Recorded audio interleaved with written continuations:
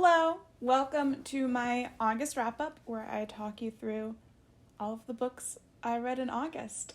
I don't know why I needed to feel like I needed to explain what a wrap-up is, but that's what this will be. Honestly, when I sat down and I decided to film this, I needed to go through and see the books that I read, and doing that, I realized I read quite a bit in August, so I guess it's kind of a good video to start with, which is exciting. I read a total of 11 books this month, which is bonkers and not normal, so I don't even know what has been going on. Honestly, I do know. Quarantine. I've been reading a lot in quarantine during this pandemic. I think a lot of us are, so yeah, let's just get into it. So the first book I read in August was, I'm gesturing because hopefully Editing Keely is putting in the photo. Let's see if I figured that out, otherwise it's gonna be a lot awkward, but maybe I'll give it a little space right here. The first book I read this month was Upright Women Wanted by Sarah Gailey. Should have looked up how to pronounce that also. We're figuring it out, we're learning. The tagline for this book is amazing and exactly the reason why I picked it up. And it's, the future American Southwest is full of bandits, fascists, and queer librarian spies on horseback trying to do the right thing. Is that not just the best blurb, tagline, whatever you want to call it? Because it got me there. This is a book about Esther, who, after seeing her love Beatrix be hanged, runs away to join the librarians who travel from town to town to deliver books. I was so excited for this book. It's very short. It's almost like a novella, I would say. And I was just so pumped to read it. So we have this amazing concept and these amazing characters set on this backdrop of a futuristic Southwest. Almost like Westworld, I guess. I don't know. I was super excited, but unfortunately I didn't love it. Maybe I had too high of expectations. That's honestly probably it. I was like, this is going to be great. How could it not be great? And you can't really go into books like that. I was about to say that I'd pick up more books by this author and see what they can do, but honestly, I think maybe part of it was the writing, so maybe this author's writing just isn't for me. I don't know, I'll check out other books, see what I think. It starts out with the main character's lover, her girlfriend, being publicly hanged, and I honestly didn't feel that character grieving that much, and which I thought that we should have sat with that a little bit. Maybe that's a product of the book being so short, so I definitely didn't love that.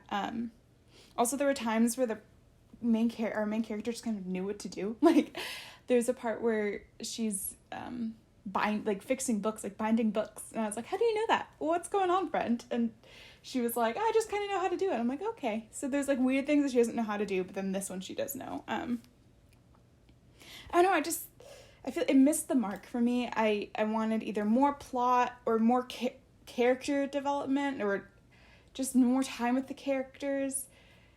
I don't know. It was just kind of a miss. I ended up rating it a 2.5 out of 5.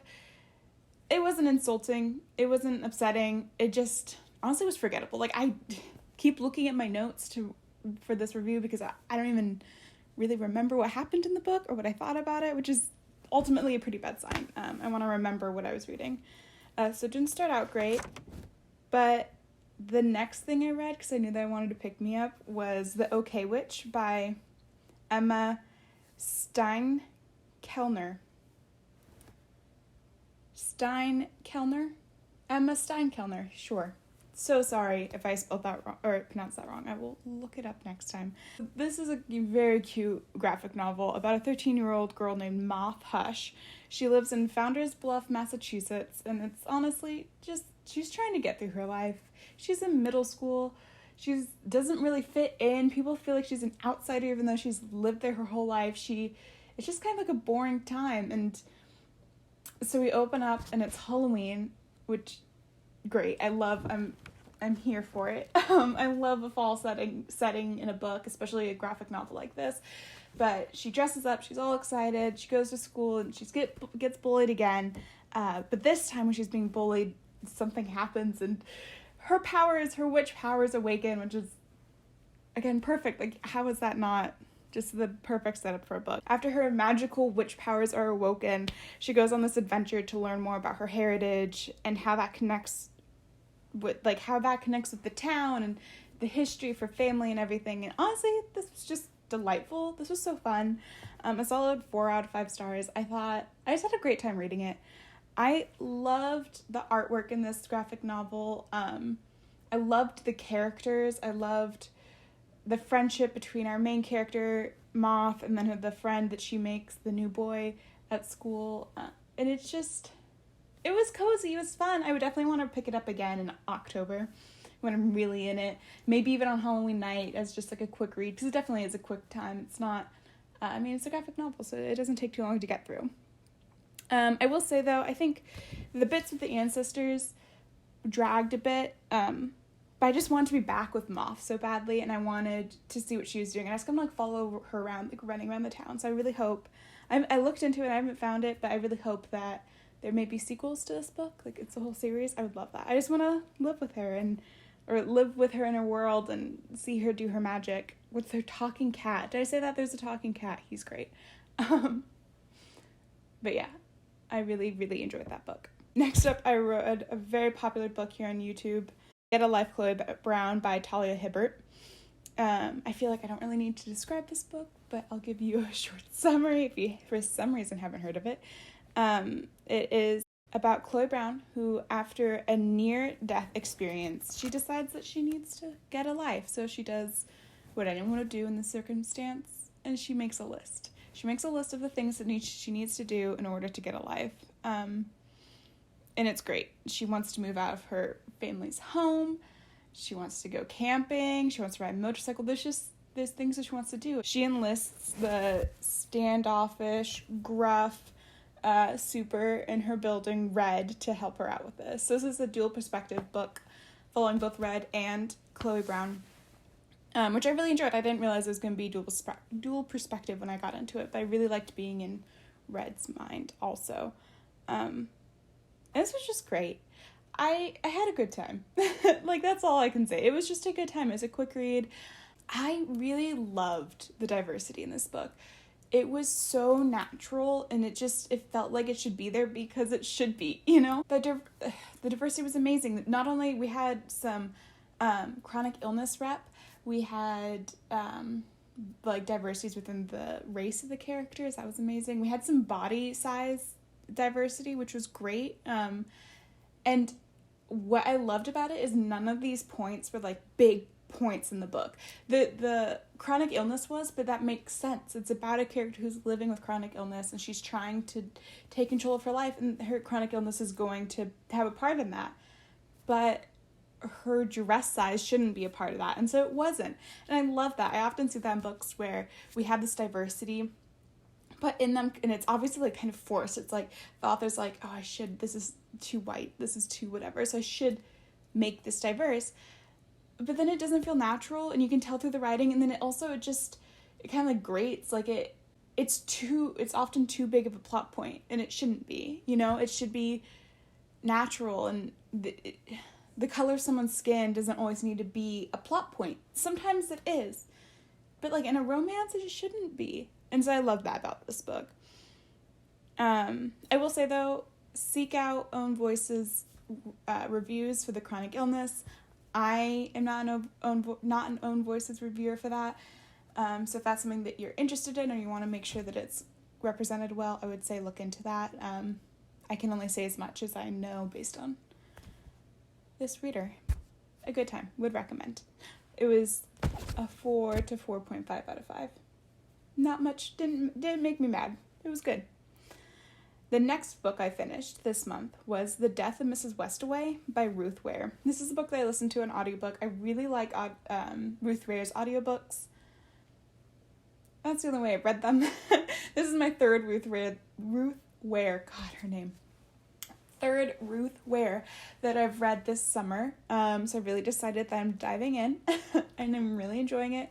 I'm really new to the thriller genre. I haven't read a lot of thriller books, but I'm getting into it, and I really like Ruth Ware. I think she just does what she's trying to do, you know? This book is about Hal.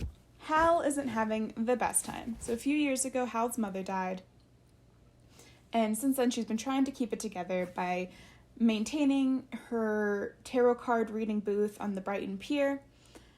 But while she's doing this, she's trying to evade loan sharks. She's just rough. So when all seems lost, one day she gets a letter in the mail informing her that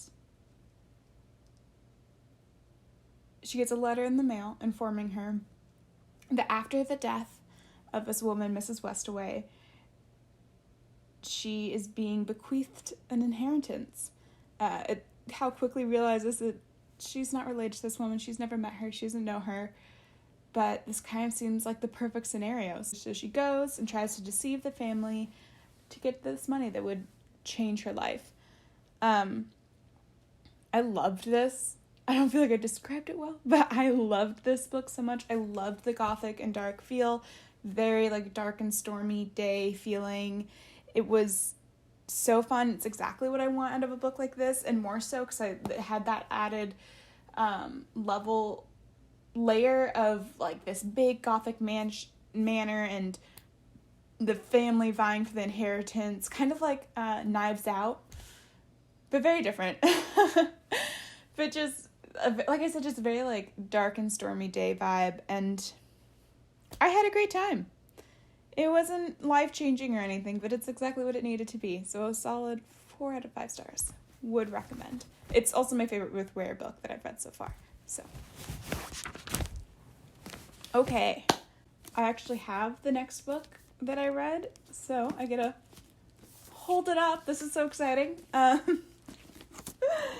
This is my first video, obviously, you know, but like, this is exciting that I can hold up the book that I'm talking about, because I watch YouTubers do this all the time. Anyway, so the next book I read was Stamped: Racism, Anti-Racism, and You.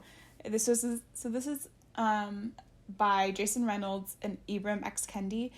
This book is actually a summary, kind of like a breakdown of a much larger book that Ibram X. Kendi wrote called Stamped: The Definitive History of Racism in America. So Reynolds took the big book by Ibram X. Kendi and broke it down, summarized it, made it much more accessible to a younger audience. This is definitely geared towards a more younger reader.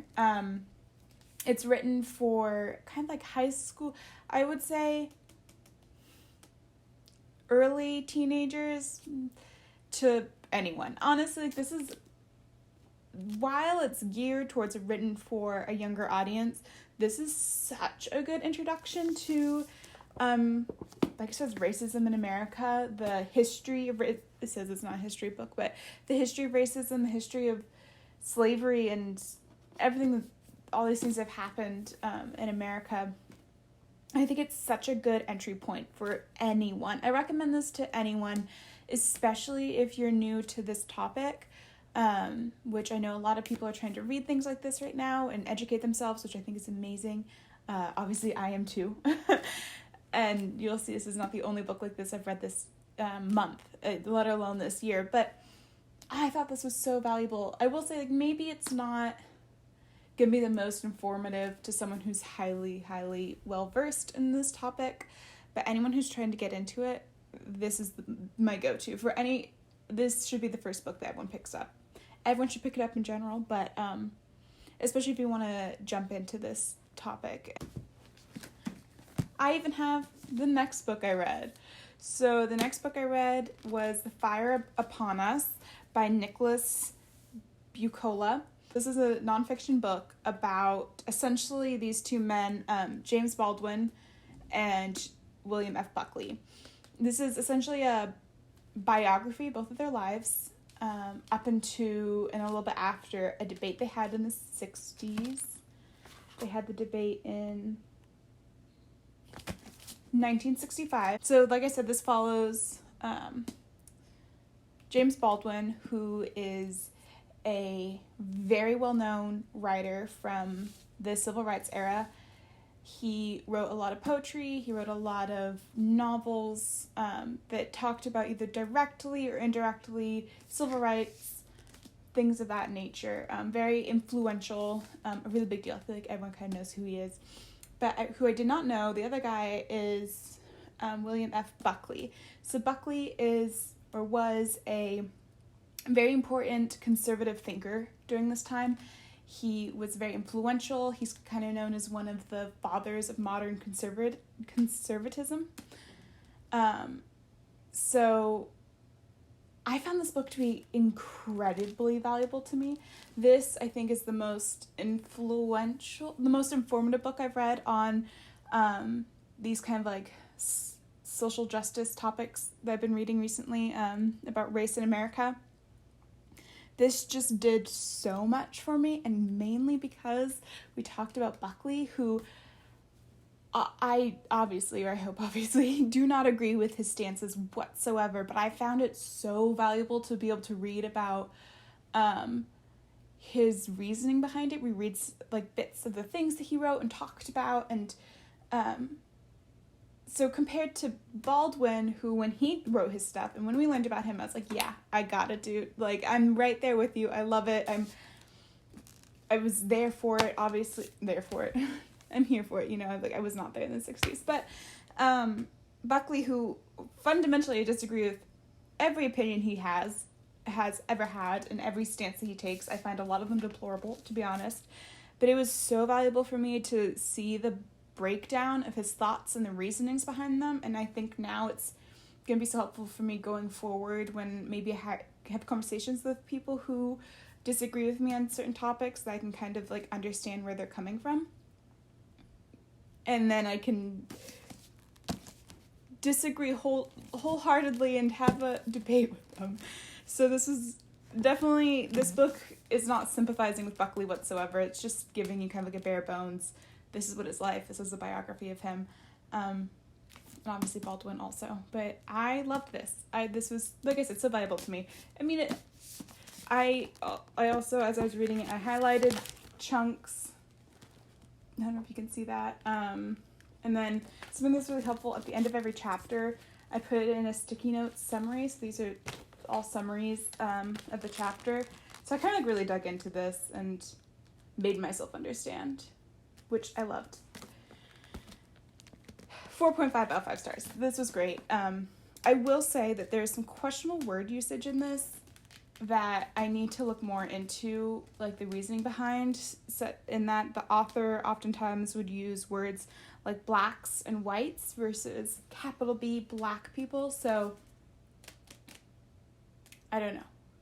I docked half a point off that because at points made me feel a little uncomfortable. Thought this was great. Also, Blurbed by Ibram X. Kendi, who we were just talking about. Love that. I love continuity. Let's pretend that I did that on purpose. Oh, God, I almost knocked everything over again. I am so warm right now. Okay. The next book I read, very different than these past two books, is This Is What It Feels Like by Rebecca Barrow. So this book follows 3 main characters. We have Hannah, Jules, and Dia. These 3 girls were in a band together. They had an amazing girl band. Like, they were a band of your dreams. They were in high school. They were living their lives. But after a few life-changing events in their lives, a baby, going into rehab, their band and their friendship falls apart. A few years later, one of the girls who were in the band learns about a battle of the bands that's happening in their town, where the contest winner gets $15,000 as a reward. So, with this in mind, they decide to get the band back together. This book is really about just friendship and struggles. This book is about friendship and recovery and truly complex characters with complex lives.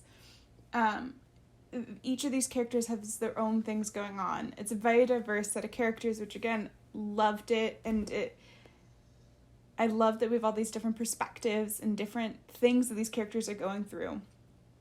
I really like that this wasn't just a sickly, sweet contemporary. It really took on these topics in a really tactful way, I thought, and I enjoyed it. I enjoyed it a lot. I also liked that while there was romance in the book, it wasn't a main part. So a lot of YA contemporaries, it's like boy meets girl, they fall in love over a summer, but this is, they have, the romances are very much like a side plot or side point to this like bigger thing, which it should be, and I think that is more indicative of what really happens in real life or what should be happening.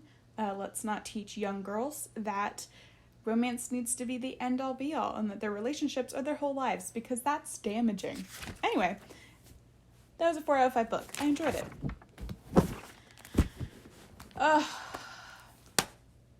Next up we have Long Way to a Small Angry Planet by Becky Chambers. And I just loved this so much. Oh God, this book was so good. I loved it so much. On the surface, this book is about a motley crew of characters who are on this spaceship that are punching holes through space. They're creating tunnels so other people can travel. I don't fully understand that, but that's okay. They're traversing space and they're doing this thing, but really this book isn't about that at all. It's about the characters. And I love every single one of the characters so much. Truly, it's about people, and it's like at their core, and it's about the connections that people make with each other and the relationships that are built, whether platonic or romantic. And God, it's extremely character driven, and it's a book that explores gender and sexuality and race, and it's incredible. I love it so much. I just want everyone to read this book. I think it's so good, and I'm gonna go in the next few days to Barnes & Noble and buy a copy, because I read it on ebook and I need to hold it and I need to reread it immediately. This was a big old 5 out of 5 stars for me. This is amazing. This is incredible. I loved it so much. There wasn't a big plot crescendo or anything. Each character had their own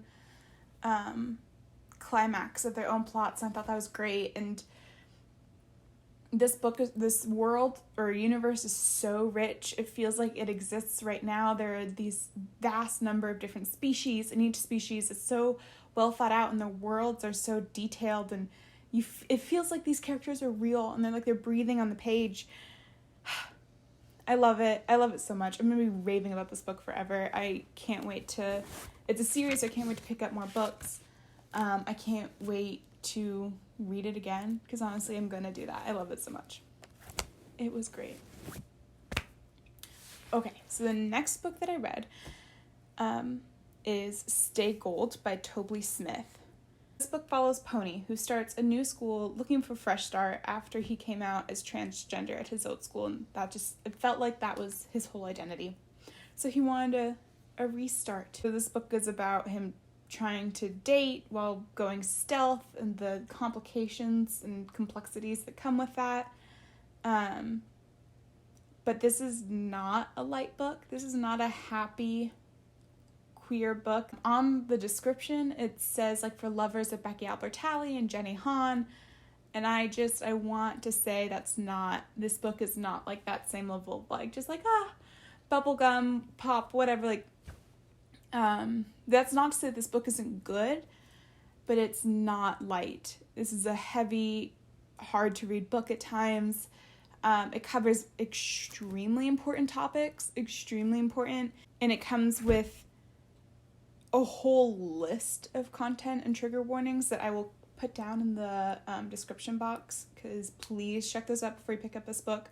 I think that this is a very good book. I think it should be widely read, but please look at those content warnings, because I don't want you to go into it not knowing that some of these things will pop up, because I don't think that it's clear unless you look into it that those will happen. This book at its core is about character growth. Every character goes through such development, which makes it difficult at times, because of course to grow you have to start somewhere lower, and every single character in this book does something that's upsetting, something that's problematic, something that's deplorable, something that just makes you when you want to shake it, you want to shake the book and stop it. Stop doing these things, which is so frustrating. But again, at the end of the day, it's about character growth. We need more stories about trans characters. We need more we need more books telling these people's stories, its own voices. It's good. I would recommend. Okay, very different. Talking about a difference. Like, this is, the next book that I read is such a good contrasting book to Stay Gold, whereas this next book is everything that I was like, it's not that, for whatever thing that past book was not, and I was like trying to warn you about, this book is Heartstopper Volume 1 by Alice Oseman. I think this is a book that everyone's heard about so far. It's a graphic novel. It's a boy meets boy story that's so freaking cute. The illustrations are amazing and beautiful. It seeps cuteness. It's so adorable and wonderful. It's just this book is just a simple boy meets boy story. It's so cute. It's about friendship and sexuality, and it's so sweet and wholesome and soft and adorable. This was just a great time. This was so cute. There's a reason why everyone's raving about it. Very quick. You'll read it so quickly. I really want the next volumes because I was like, this isn't enough. I want more of the stories. But this was great. This was a great 4 to 4.5 out of 5 stars. It was such a good time. And our last book that I read I keep almost saying this year. It's not January. Lord knows it feels like it could be. But it's not January yet. We're only in August, but also how are we in September now? Look, it's a lot. Anyway, the last book that I read this month was, I don't know if you can tell, Little Women. And I love this edition of Little Women because you have like the shiny, it says, I don't know if you can tell, but it says Meg, Jo, Beth, and Amy. And then on the side it says Little Women. But this is Little Women by Louisa May Alcott. Do I need to give a summary for this book? Sure. It's about 4 sisters who are living in Massachusetts. I don't think it says. They're living, I think, in Massachusetts in the Civil War time. And this was originally published in 1868, so it's after the Civil War. But these 4 sisters and their mom, living in Massachusetts, and it's just about their lives. And it's about Lori, who lives next door to them and is wonderful. And this book is great. This is such a cozy, wonderful book. I loved it. It's quiet and cozy, and it makes you feel good. And I loved the movie that came out last year, 2019, the 2019 version with Saoirse Ronan and what's his name, Timothy Chalamet, and all those other, Emma Watson, Florence Pugh, and the other girl, I can't remember her name. Everyone's in it. It's great. I think it's an amazing adaptation, but this is not a review of the movie. This is a review of the book. The book's great. 5 out of 5. I loved it. It's great. It got quite religious at points, but that's okay, because that's a product of the time that it was written in, and nothing was offensive, and it was wonderful. I love it. I will read it again, I'm sure. Would recommend. Okay, that is the end of my August wrap-up. Thank you so much for watching. If you watched through all of that, 'cause I'm sure it's going to be a very long video. Sorry, editing me. This is kind of a rough one to start on, I guess, but why not jump in the deep end, I suppose? Hopefully I figured out how to put this stuff here. If not, so sorry if not. I really hope I figured it out, though. But yes, thank you so much for watching. I had a lot of fun filming this. Hopefully I'll film more books. Hopefully people film more books. Oh no. Hopefully I'll film more videos, and hopefully people will be watching them. But yeah, down in the description I have links of all the books. The links will take you to bookshop.org, which is a website I really like, and hopefully, maybe, possibly, there'll be affiliate links.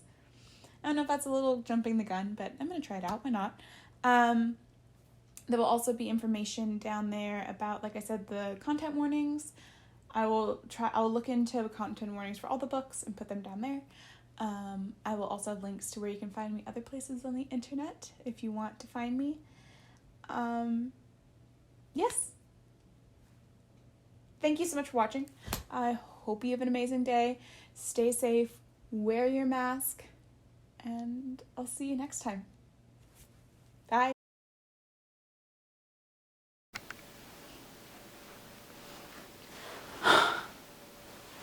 Oh my god, the trials and tribulations of filming this video. Oh, I need to set this going. God.